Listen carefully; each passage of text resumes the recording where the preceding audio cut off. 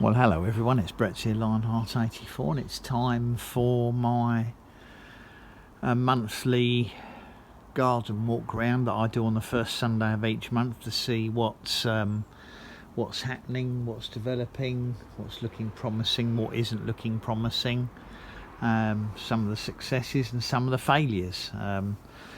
See how we're going. So we're going to start from up here, as I normally start in the same sections. We'll have a look at the medlars first. It's got quite a reasonable number of fruits on it. Quite a lot of the flowers failed and dried off and fell off and didn't set fruit. But there's quite a number that have set, possibly enough to make a batch of jelly. We'll have to wait and see. Behind it is my female kiwi fruit. There were no male flowers available to pollinate it yet this year, but hopefully next year we might get our first male flowers. It's completely out of control. I really need to cut it back. I was hoping it might randomly set. In fact, I've found that, believe it or not, I have spotted it's got one kiwi berry. I don't know how it's managed to set unless it got pollen from the side, which I wouldn't have thought was possible, but I can't actually zoom in on it, but it said it has one kiwi berry on it, which is quite remarkable. Anyway, let's carry on. We'll have a look and see what's what. Tucked away behind the medlar is my in-ground citrus. That's grown nicely this year. Obviously, as you can appreciate, there's no flowers on it. I think this is most likely just the rootstock, but it's growing to a size now where if I wanted to try and graft something onto it, I could do, which I might do. I might just carry on growing it as an ornamental citrus.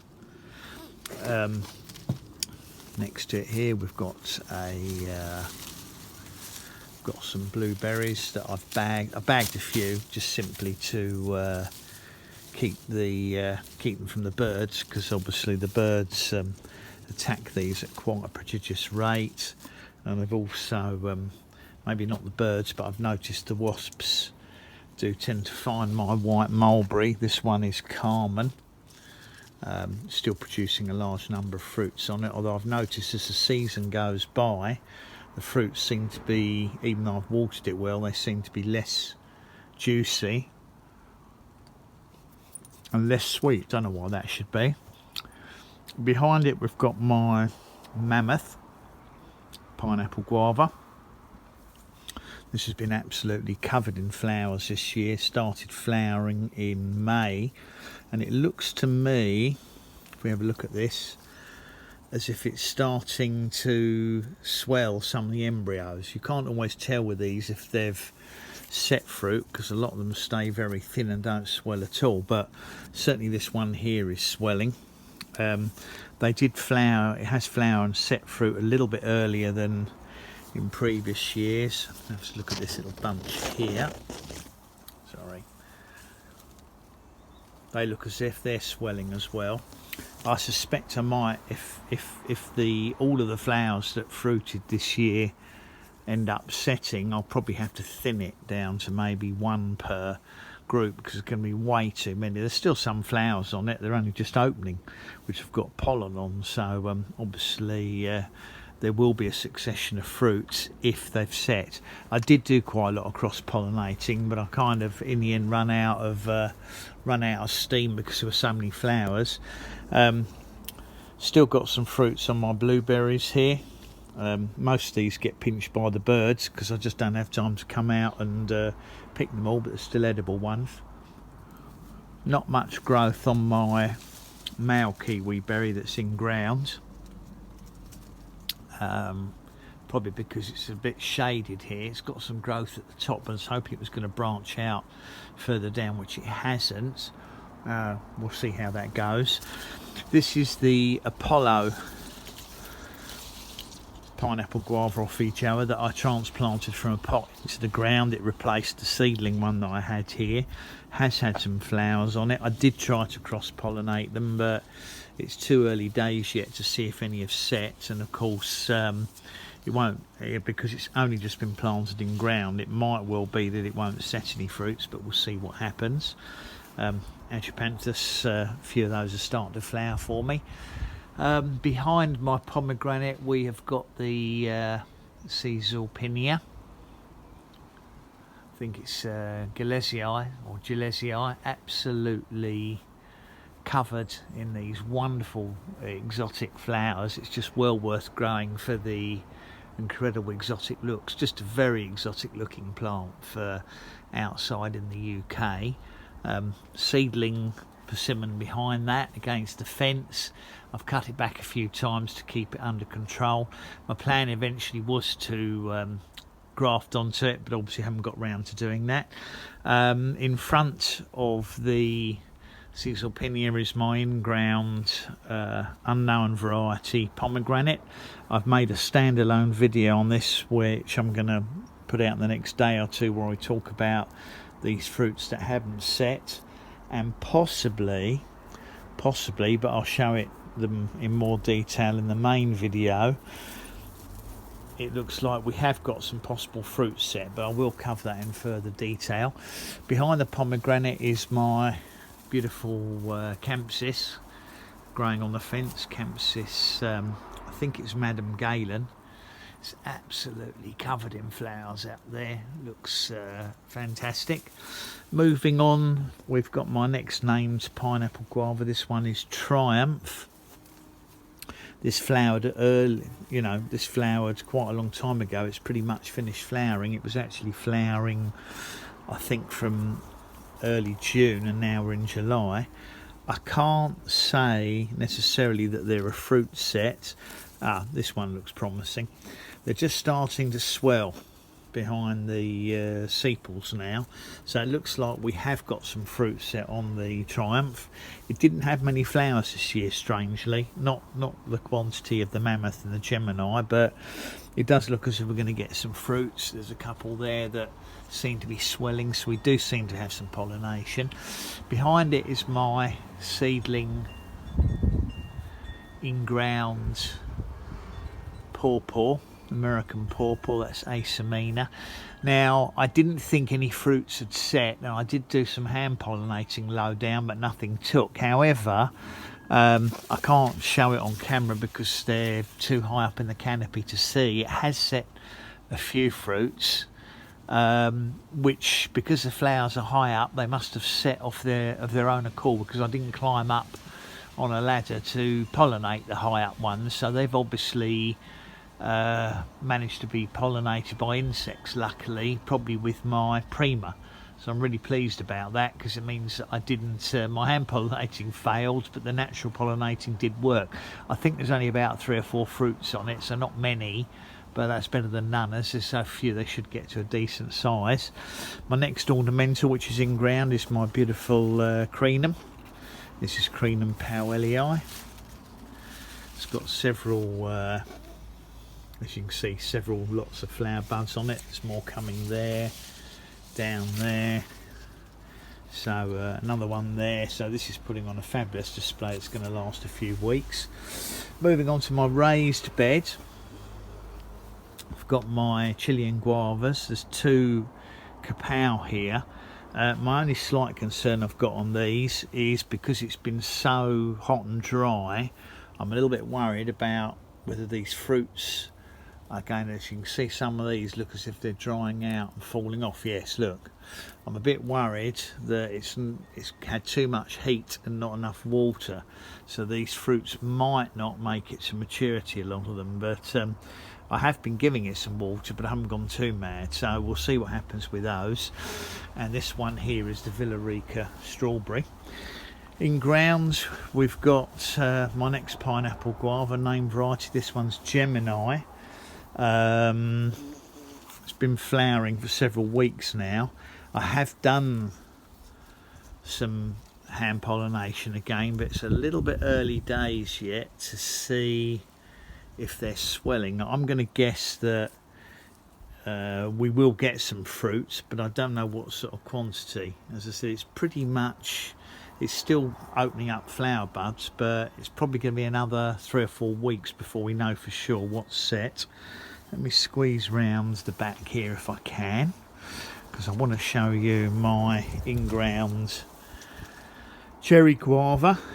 Don't know if it's a yellow or a red variety, but it is, if you can see, just about to open flowers. First time it's flowered since the first year it was in ground, because it got badly frosted and killed back, and it's taken it this long to recover to a point where it's actually going to flower again for me. Strange enough, about the same time as the one in pots. My Maypop, Passiflora incarnata, is now probably about a week away from opening its first flowers. It's been growing quite nicely, and in actual fact it's put out some a few suckers, which I will be able to, there's one here, I'll be able to dig these out possibly and let friends have them, or move them to somewhere else in the garden. So I'm pleased that it's suckering a bit for me, because it means it's well established. And next to the Maypop, of course, I've got my Passiflora Caerulea. That's the very hardy one for the UK climate. That has been flowering now for well over a month, so it's way ahead of the incarnata. Plenty of bees on it. Look at that there. The bumblebees love it, and I'm obviously hoping that once the incarnata gets flowering, that these are going to visit each other, and with any luck they're going to cross-pollinate each other, and hopefully we might get some fruit. At least we might get fruit on the Caerulea, but most importantly we might get some fruit on the incarnata or Maypop, as we're only in the first month of July.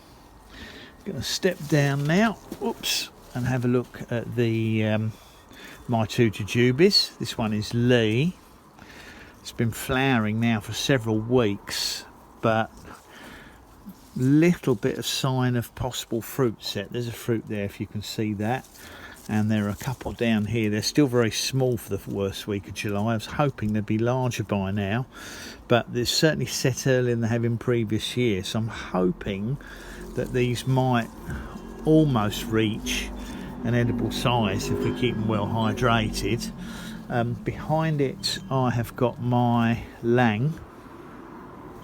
This one is Lang, and I believe this one never seems to set any fruit. I thought I'd seen a couple of potential fruit sets on it about 2 or 3 weeks ago, but I now can't see them. So for whatever reason, even though it's got Lee next to it, this Lang just doesn't seem to want to set any fruits.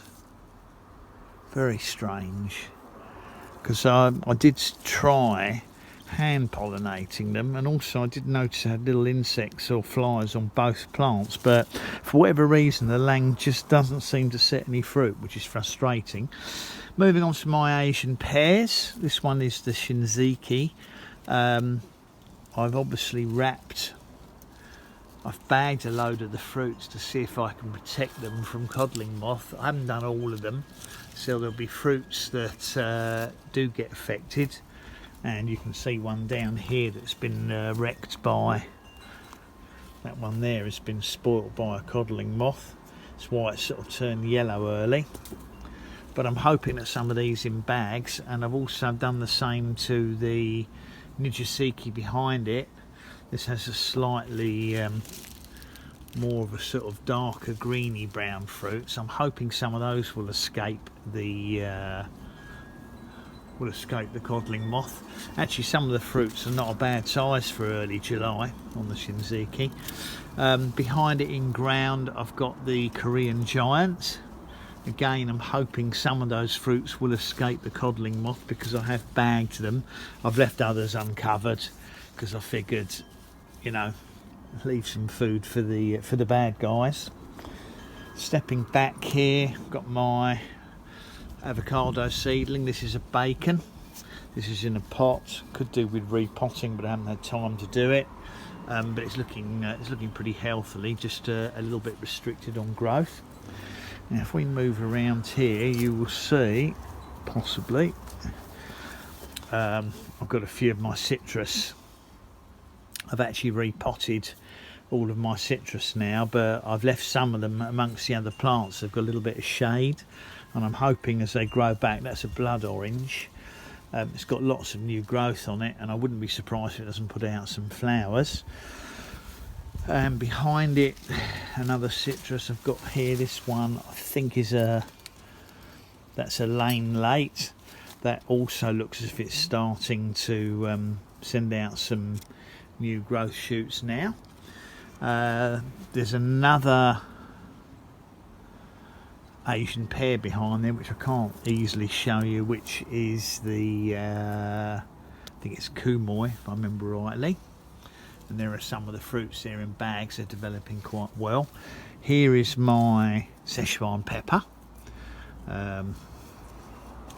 It's got quite a few peppercorns developing on it, if you can see there. Well, I call them peppercorns, they're not really, but it is a genuine Szechuan pepper, and these eventually would turn red, and you use the skins rather than the seeds, because they're not like the black peppercorns, they're completely different. Moving around, got my Pennsylvania Golden. Never ended up setting any never set any fruits on it again. I thought some had set, but they all fell off. However, behind it is my Prima, and if I can sneak round the back, managed to squeeze past some of my persimmons. The Prima has got some fruits on it. I've had to bag them because I found the squirrels were nibbling on them. I caught the squirrel on it the other day, and it was biting on these green fruits, which obviously will ruin them.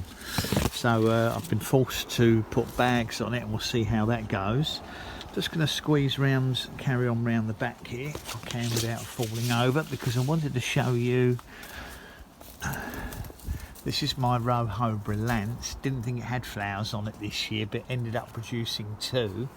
There's that one there and that one there, so they both seem to have set. The next one here, this is Russian Beauty, has got a few small persimmons on it, but the tree's a bit sickly, so I'm not convinced that any of those will hold, but we'll wait and see what happens. And behind that is my Mount Govla, which I'm going to feature in a standalone video that I cut back really hard, and that's looking absolutely incredible. No fruits on the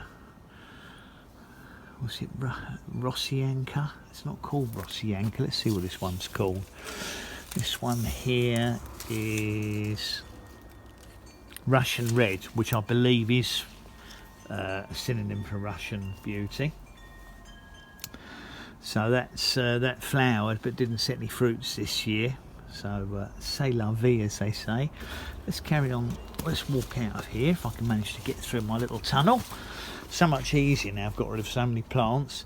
These figs are all heavily root restricted. I really needed to repot them, but I haven't had a chance to do it yet. Couple of brabers on them in the pots, but I'm not sure they're going to make it.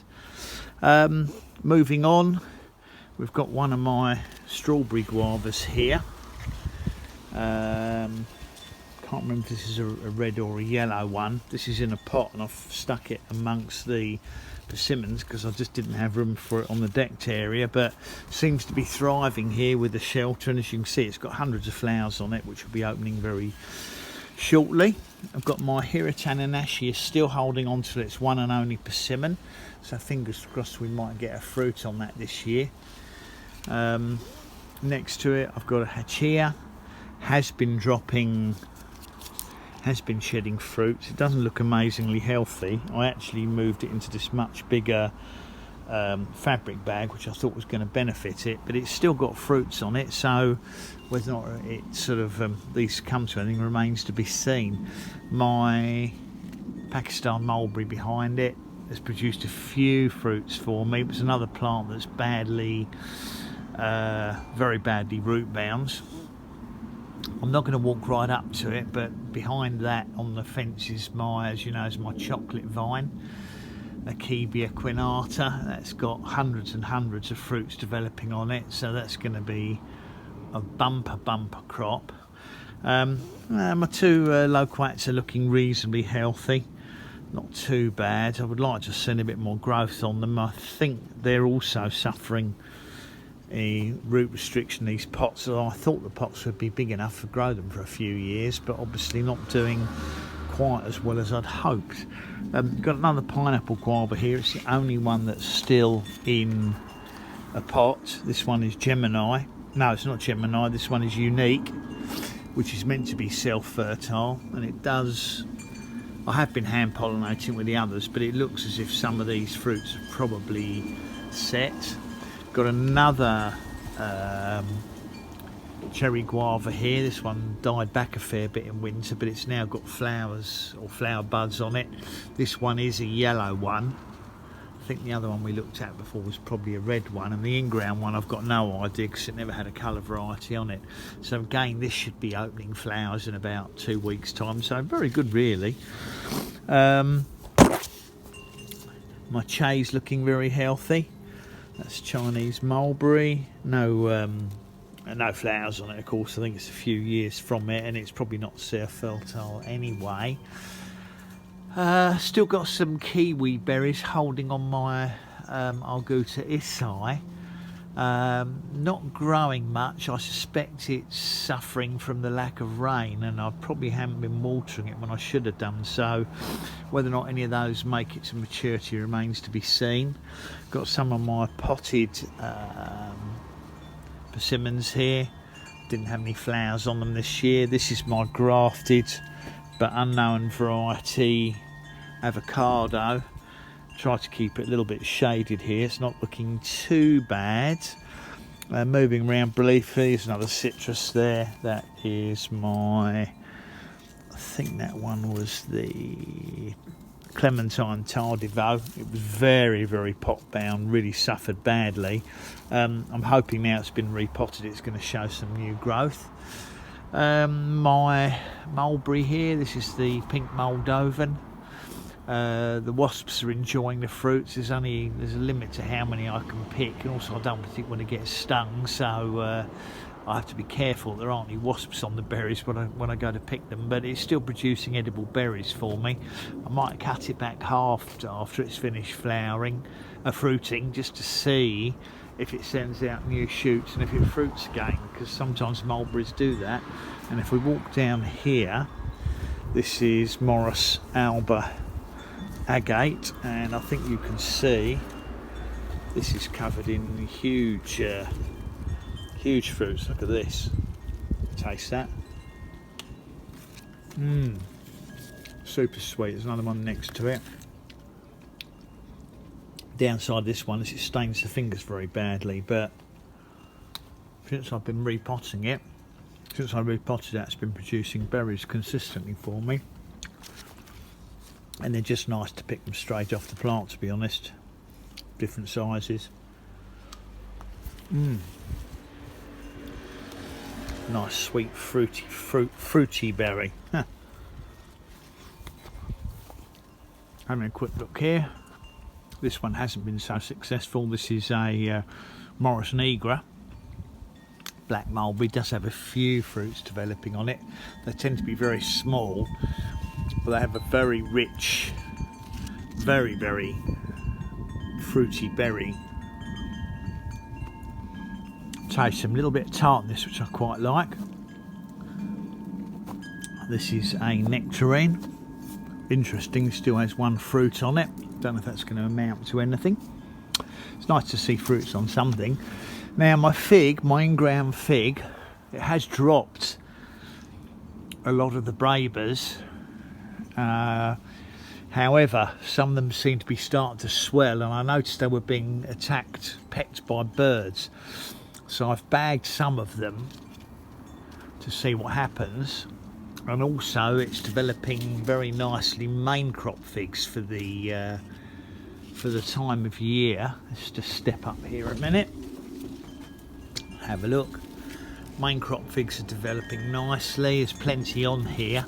Now it's only the first week of obviously July, so I'm quite optimistic that we could get some main crops on this by end of September, beginning of October possibly. we shall see. Quick look at the Japanese raisin tree, not doing an awful lot. I think that's very pot bound. Again, that's one that I'm going to have to repot if I want it to do anything and perhaps produce flowers for me. I might put it in a large fabric pot this winter, we'll see what happens. But on the whole, things are doing nicely. Most of the citrus I've repotted are starting to show signs of growth and flowers. Look, new growth coming out here, new growth coming out here, new flower buds coming. I think this one's a grapefruit probably. Yeah, that one's a grapefruit. So some of them are responding quite well to the repotting, so I'm pleased about that. That's what I was hoping to see happen. And here is my little Grimmer that I thought had died, and it's shooting up right from the base. That still looks okay down there. Just trying to keep it a little bit protected from the hot weather, and we'll see what happens. One of the aborted persimmons. Anyway, so that's a brief look around. Hope everybody's found a few little things of interest there. Lots of male flowers on the pomegranate. It's actually covered in male flowers, and obviously it's getting one or two females, but I tend to find that these ones which stay sort of orange and get a shriveled look to them don't actually make it any bigger. But as I said, I've made a standalone video on the pomegranate which I'll release in a couple of days' time. But that's basically how things are going. I hope that's been of some interest to some people. Obviously, when things like hopefully this fig here, this looks particularly large, hopefully these figs haven't gone bad inside and some of them will ripen, and if they do, I will of course be doing a fig harvest and taste video. So oh, I know what I forgot to show you quickly right at the end of the video, if you're still watching, my carrot bean.